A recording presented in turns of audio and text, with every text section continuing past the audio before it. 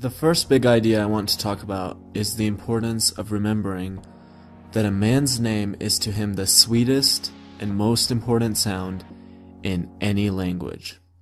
I used to meet people and I was so concerned about all the social pressures and expectations that I would miss the most important part.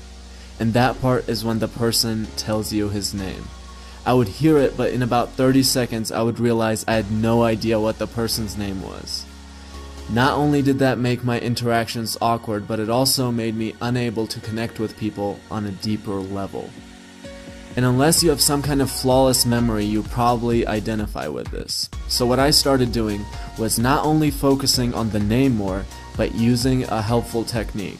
When the person says, "Hey, my name is Bill," instead of saying, "Nice to meet you," try saying, "Nice to meet you, Bill." You have just repeated his name back to him, and that helps tremendously with actually remembering the person's name.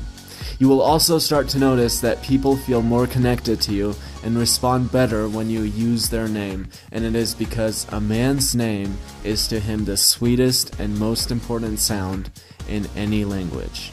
Now, the following story combines two big ideas. If you are wrong, admit it quickly and emphatically, and make the other person feel important, and do it sincerely. A few years ago, I went out with my friends, and by the end of the night, they were all drunk and I was driving them back. They're all yelling and screaming the whole way, and suddenly they all decide they're hungry and want Taco Bell. So I take the exit on the highway, and I have no idea where I am. It's 3 a.m. in the morning, and I see I'm going the wrong way and need to turn around. All of a sudden, I have to make a split-second decision. I'm about to turn around, but then I see the no turnaround sign. I still turn around. I drive to Taco Bell, and as I approach to order, I see police lights in the rear mirror.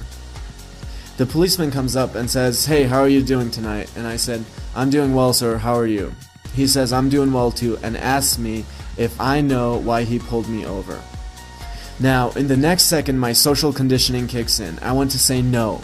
I want to say I didn't know where I was. I want to say it's really late, there are no cars around anyway. I want to say I didn't see the sign. I want to say I'm being responsible and my friends are creating all this chaos in the car and I couldn't think straight. Once that second is up, however, Carnegie's principles kick in and I say, "Yes sir, I turned even though I saw the no turnaround sign. I panicked and made a poor decision." As I said this, his face changed completely. It looked so confused, like he had never heard anything like this before. After some silence, I said, "I know I made a mistake and I'm willing to face the consequences for it. Thank you for doing your job." And he kept looking back in confusion and amazement, then smiled like he had never been that happy in his entire life, and said this while he handed me my driver's license. "Thank you for being responsible and taking care of these guys, and I hope you have a good night." Now, some people might hear this and say, "Okay, you admitted you were wrong, good. You made him feel important, good, but you weren't being genuine." And look, could I have pulled this off without being genuine? Possibly. But I do really appreciate that policeman doing his job. I really do.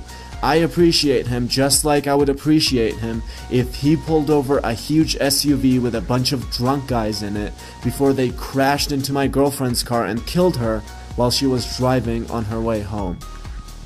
So the three big ideas are: remember that a man's name is to him the sweetest and most important sound in any language.